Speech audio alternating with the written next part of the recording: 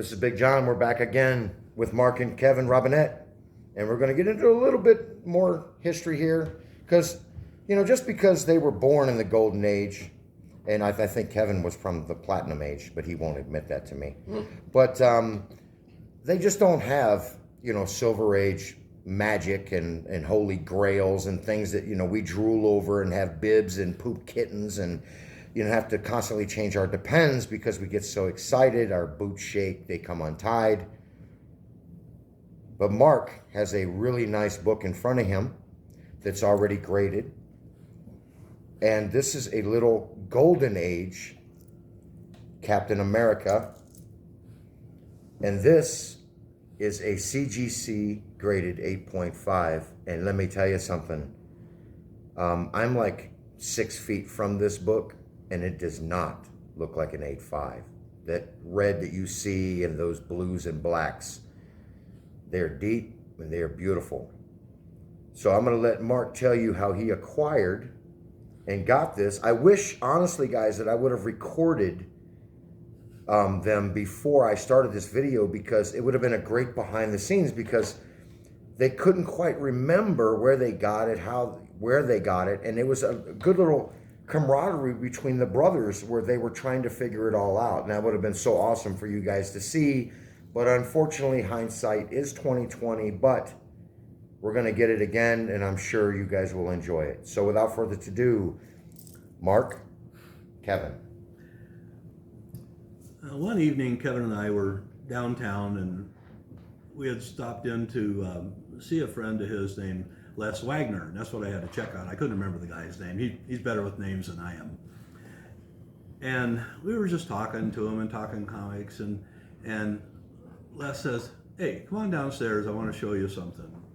And I went downstairs, and Les says, "You ought to buy this book." And he shows this book to me. I said, "Wow, that's really a nice looking old book. This is Captain America Comics number 60 from 1947. And I said, "Wow, that really is a nice book." And I said, "How much do you want for it?" And he says, $10. Now this is 1965, and $10 was a lot of money. $10 was an entire date with my girlfriend. That's a lot of money. But I bought it. I went ahead and ponied up the $10. I mean, I was a working man by then. I was making $1.25 an hour bussing tables. So that was only a day's work or 2 days work. So I went ahead and bought it.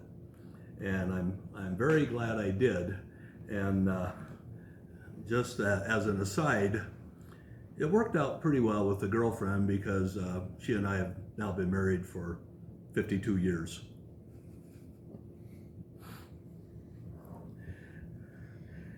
And this book doesn't have too exciting of a story. It's just a book that I swapped for.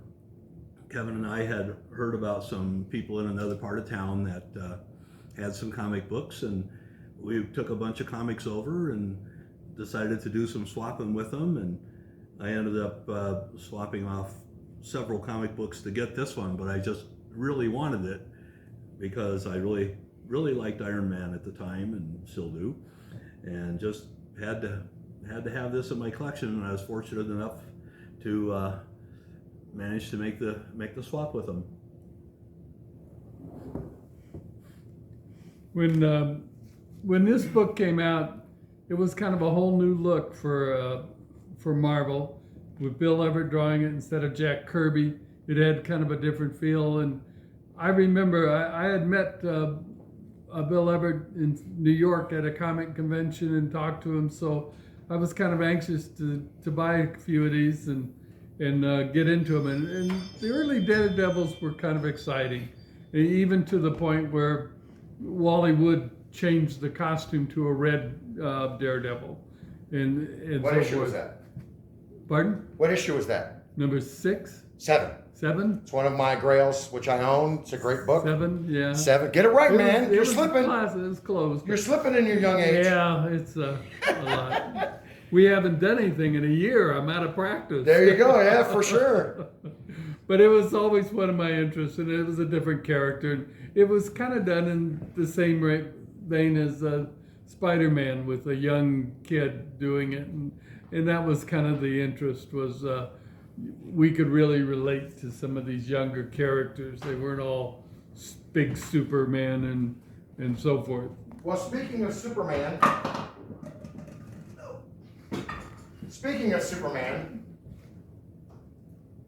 why don't you tell everybody the story about your neighbor and what your dad wouldn't let you do. You can go ahead and set that one down, because nobody's going to want to see that after this story. Guys, I want you to listen to this very, very carefully, because I think all of you would have shot your fathers. We had met this guy, and he was telling us that, oh yeah, I've got the first Superman. We go, right, but he brought it out and he showed it to us, and I was like just amazed. Action number 1. Yeah, it wasn't just the first Superman. No, it was action number 1. It was. Yeah, you got to be specific, because Superman number 1 was in like 40. Well, that's what I thought he meant when he said the first Superman. Yeah, Action Comics. And what year was that? And Action 1 came out in 39, in 1938. 38 or 39, and yes. This was about 58. So okay, so 20 years later, basically. Yeah, and it'd been around, but no, we'd never seen one, of course. Yes. But anyway, I asked the guy. I said, "Wow, I'd like to buy that. What would you sell it for?" Well, the guy hummed and hawed. Finally, he said he'd let it go for $100. Okay, guys, I'm going to stop Kevin right there. And this is like when I used to do my music reviews. You don't stop when the solo's about to start. You just don't stop the video. It's sort of like a curse word. But I'm going to stop him right there. I want you guys to understand that the last Action Comics number 1 sold for $3.6 million. And the one before that one sold dang near the same price. And they were offered an Action Comics number 1 from 1939 for $100. I would have actually picked up the car myself, and that's how excited I would have been, and I would have repeated the cover in person.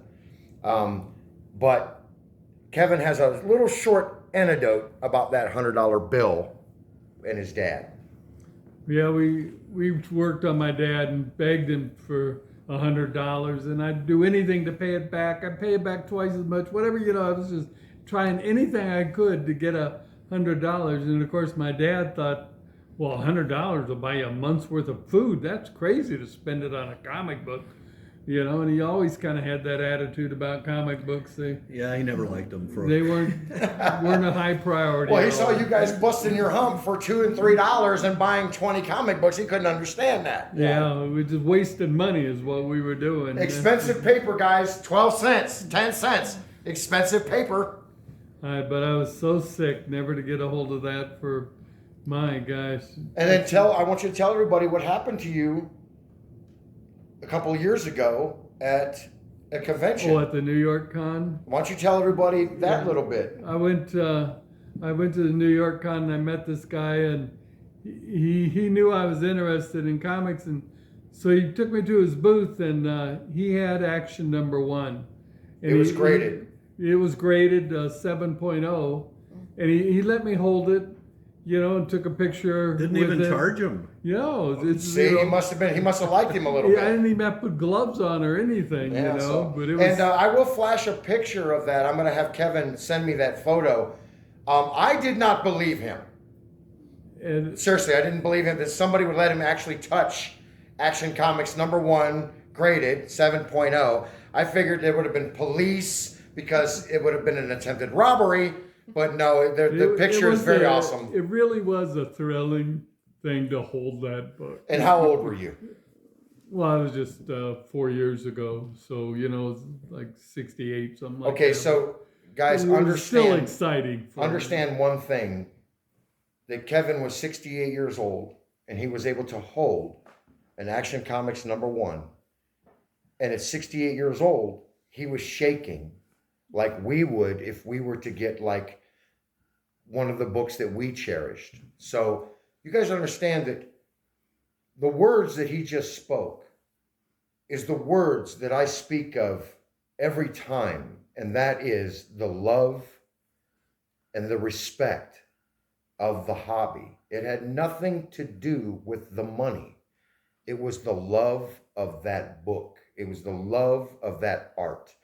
It was the love of the penciling, the writing, the story of Superman that drove him to love that book. And the fact it's been around that long. And yes. That- So that's I want cool. you guys to really feel what Kevin just explained to you, that he was in awe. And it had nothing at all to do with the monetary value of that book. Although the book did sell by the end of the week for $770,000. So that's quite a substantial amount. But before it was sold, Kevin got to I hold got it. to hold it. That's right.